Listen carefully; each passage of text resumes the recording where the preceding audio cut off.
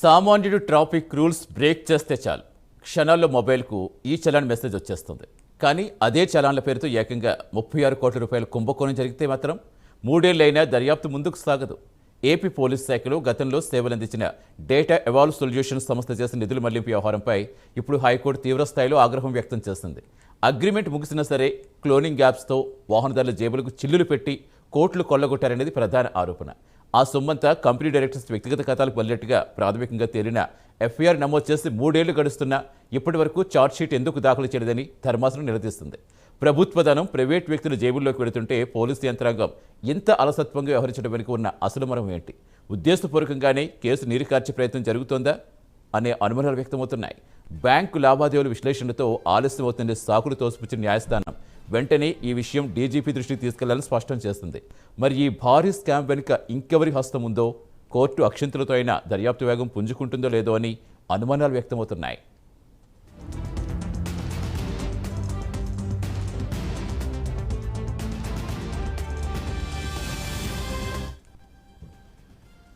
మరి జనరల్గా ఎవరైనా ట్రాఫిక్ రూల్స్ బ్రేక్ చేస్తామంటే ఇమీడియట్గా యాక్షన్ తీసుకునే పోలీసులు మరి అదే చలాన్ల పేరుతో 36 కోట్ల రూపాయల కుంభకోణం జరిగినా సరే 3 ఏళ్ళు అయినా సరే దర్యాప్తు ఎందుకు ముందుకు సాగట్లేదు? దీని మీదే పూర్తి విశ్లేషణ ఇచ్చేందుకు మా అసోసియేటెడ్ ఎడిటర్ వాసు జాయిన్ అవుతున్నారు. Yes, good morning Vasu. ఏంటి, ఎలా చూడాలి? 3 ఏళ్ళు అయినా సరే ఇంచు కూడా కదలకపోవడం ఏంటి? కోర్టు అంతా ఆగ్రహం వ్యక్తం చేసిన ఏమైనా ఇప్పుడైనా కనీసం రెస్పాండ్ అవుతున్నారా?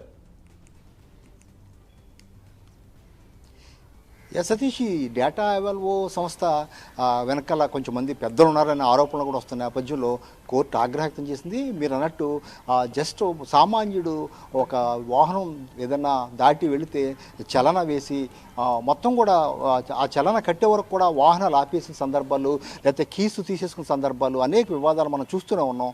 ఈ నేపథ్యంలో ఇంత భారీ కుంభకోణం 36 కోట్ల 50 లక్షల రూపాయలు దాదాపు కుంభకోణం జరిగింది. ఈ ప్రభుత్వ సంస్థకి వెళ్ళాల్సిన ప్రభుత్వ ఖజానాకి వెళ్ళాల్సినటువంటి నిధులు ఇందులో గోల్మాల్ అవటం, దారి మళ్లించడం వరకు పెద్ద స్కామే ఉందని చెప్తున్నారు. ఇది దాదాపు 2018 నుంచి 3 ఏళ్ల పాటు అగ్రిమెంట్ చేసుకోవడం జరిగింది. అగ్రిమెంట్ అయినప్పటికి కూడా 3 ఏళ్ళు దాటినప్పటికి కూడా ఇంకా కొనసాగించడం, గత ప్రభుత్వ హయాంలోనే ఈ స్కామ్ కూడా జరిగినట్టుగా కూడా చెప్తున్నారు.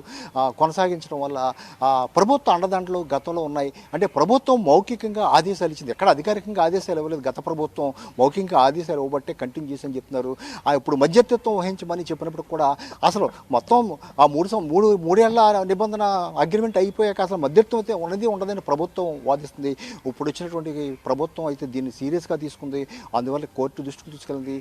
సంవత్సరాల తరబడి కూడా దీని మీద విచారణ జరుగుతున్నప్పుడు కూడా ఇప్పటివరకు కూడా దానికి సంబంధించి పోలీసులు చర్యలు తీసుకోకపోవడం పట్ల కోర్టు అయితే ఆగ్రహం వ్యక్తం చేసింది. ఈ వ్యవహారాన్ని డీజీపీ దృష్టికి కూడా తీసుకెళ్లి ఛార్జ్ షీట్ కూడా దాఖలు చేయాలని కూడా ఆదేశించింది. ఇందులో ఎవరెవరు ఉన్నారో అందరం కూడా అరెస్ట్ చేయాలి, చర్యలు తీసుకోవాలని చెప్పింది.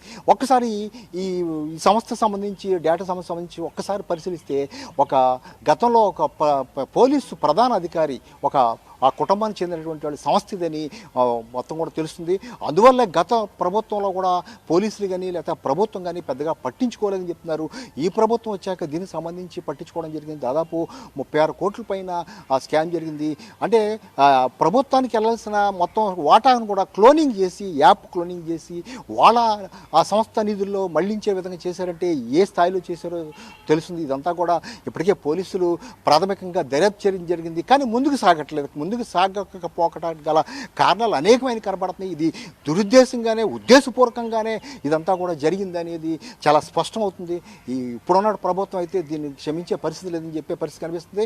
కోర్టు కూడా చాలా సీరియస్గా తీసుకుంది. తక్షణం వ్యవహారాన్ని డీజీపీ దృష్టికి తీసుకెళ్ళడం, ఛార్జ్షీట్ దాఖలు చేయడం, ఇందులో ఎవరెవరు ఉన్నారో వాళ్ళందరం కూడా చర్యలు తీసుకోవడం కూడా మొత్తం కూడా ఆదేశించడం జరిగింది. ఇమ్మీడియట్గా ఇది వారం 10 రోజుల్లోనే పోలీసులు కూడా కదిలే అవకాశం ఉంది. ఎందుకంటే హైకోర్టు తీవ్ర ఆగ్రహం వ్యక్తం చేసిన నేపథ్యంలో ఇక పోలీసులు కూడా జాప్యం చేసే అవకాశం లేదు. ప్రభుత్వం కూడా గత ప్రభుత్వం మాదిరిగా ఏదో మౌఖిక ఆదేశాలు ఇవ్వటం, వాళ్ళని క్షమించి వదిలేయటం, లేకపోతే మనోళ్ళని చూడటం అటువంటి పరిస్థితి ఎక్కడా లేదు. కాబట్టి తప్పనిసరిగా కూడా ఇప్పుడైతే దీనిపై చర్య తీసుకునే అవకాశం ఉంది. కానీ మనం చూడవచ్చు, పోలీసులు కూడా, ట్రాఫిక్ పోలీసులు కూడా ఒక సామాన్యుడు ఏదైనా జంప్ అయితే అప్పటికప్పుడు చర్యలు తీసుకోవడం, లేకపోతే బండి సీజ్ చేస్తాం, లేదా మొత్తం కూడా లైసెన్స్ రద్దు చేస్తాం, అనేకమైన హెచ్చరికలు చేస్తారు. అటువంటిది ఇన్ని కోట్లు మొత్తం కూడా దుర్వినియోగం వేరే మళ్లించేస్తే మరి ఆ రక్షించాల్సిన పోలీసులే ఈ విధంగా చేస్తే అలానే ప్రజలు కూడా ప్రశ్నించే పరిస్థితి కనిపిస్తుంది. ఏదైనా కూడా హైకోర్టు ఇచ్చినటువంటి ఆదేశాల మేరకు పోలీసులు అయితే యుద్ధ ప్రాతిపదికన దీనికి సంబంధించిన కేసుని దర్యాప్తు చేసే పరిస్థితిలో ఉన్నారు. తప్పనిసరిగా చర్యలు తీసుకునే అవకాశం ఉంది. దీని వెనకాల మనం చెప్పుకున్నట్టుగా కూడా మనకు అందిన సమాచారం ప్రకారం అయితే ఒక మాజీ పోలీస్ అధికారికి సంబంధించినటువంటి సంస్థ కాబట్టి ఇంతకాలం కూడా ఈ విధంగా జాప్యం చేసినట్టుగా కూడా తెలుస్తుంది. మరి ఇప్పుడు అన్ని కూడా పటాపంచలై కోర్టు ఆదేశాల మేరకు తప్పనిసరిగా చర్యలు తీసుకుని ఎవరైతే నిధులు దుర్వినియోగం చేశారో వాళ్ళపై కూడా యాక్షన్ తీసుకుని ప్రభుత్వానికి రావాల్సిన నిధులను కూడా రాబట్టే అవకాశం అయితే ఉంది. Satish, right, thank you Vasu.